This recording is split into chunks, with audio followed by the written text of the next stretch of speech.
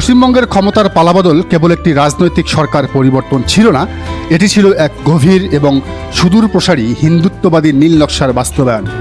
আর সেই নকশার প্রথম এবং সবচেয়ে ভয়ঙ্কর অধ্যায়টি রচিত হতে শুরু করেছে নবান্নের মসনদে বসার ঠিক পরপরই।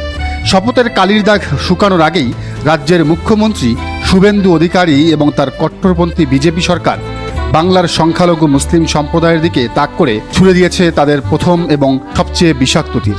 সময়টা এমন এক মুহূর্ত যখন গোটা বিশ্বের মুসলিম সম্প্রদায় তাদের অন্যতম বৃহৎ এবং পবিত্র ধর্মীয় উৎসব ঈদুল আজহা বা কোরবানির ঈদের অপেক্ষায় দিন গুনছে। ঠিক এমন এক স্পর্শকাতর সময়ে ধর্মীয় স্বাধীনতার উপর এক হিমশীতল খাড়া নামিয়ে এনেছে নতুন রাজ্য সরকার। বৃহস্পতিবার 13ই মে পশ্চিমবঙ্গ সরকারের পক্ষ থেকে এমন একটি নির্দেশিকা এবং বিজ্ঞপ্তি জারি করা হয়েছে যা আক্ষরিক অর্থেই রাজ্যে এক ভয়ঙ্কর আতঙ্কের পরিবেশ এবং দম বন্ধ করা স্নায়ুযুদ্ধের জন্ম দিয়েছে।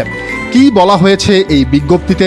সরকার অত্যন্ত সুকৌশলে সুপ্রিম কোর্ট এবং কলকাতা হাইকোর্টের পুরনো নির্দেশের দোহাই দিয়ে এবং পশ্চিমবঙ্গ পশু হত্যা নিয়ন্ত্রণ আইন 1950-এর ধুলো পড়া পাতা উল্টে এক ভয়ঙ্কর ফতোয়া জারি করেছে।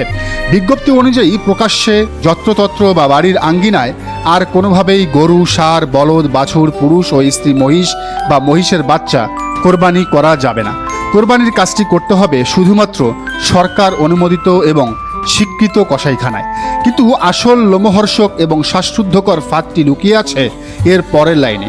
আপনি চাইলেই কসাইখানাতে গিয়ে পশু কোরবানি করতে পারবেন না।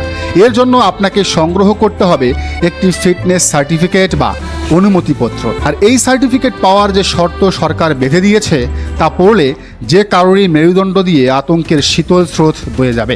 ধর্ম নিয়ে রাজনীতির নোংরা খেলা যে কতটা ভয়ঙ্কর স্তরে পৌঁছাতে পারে এই নির্দেশিকা তার সবচেয়ে নগ্ন উদাহরণ।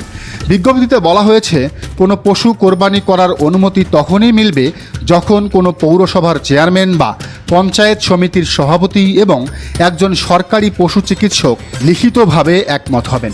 আর তারা কখন একমত হবেন? শর্তগুলো শুনুন। পশুটিকে তখনই কোরবানির উপযুক্ত বলে ঘোষণা করা হবে